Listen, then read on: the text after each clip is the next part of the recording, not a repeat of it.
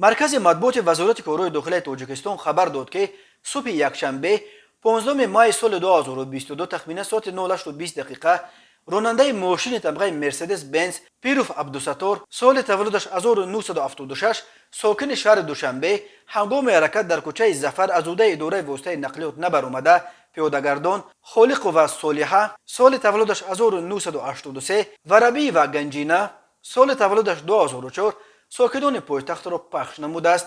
در نتیجه خالق و صالحه جراحت وزن جسمانی برداشته در جای حادثه به هلاکت رسیده است. نابالغ ربیع و با جراحت جسمانی در بیمارخانه بستری گردیده است. از روی این حادثه تحقیقات ادامه دارد. راههای تاجیکستان از لحاظ شماره صدمه ها پرخطر شمرده می شوند. بنا به آمار رسمی سال 2021 بر اثر 1102 صدمه نقلیاتی در راههای این کشور 395 نفر به هلاکت رسیده، 1128 نفر جراحات جسمانی برداشتند.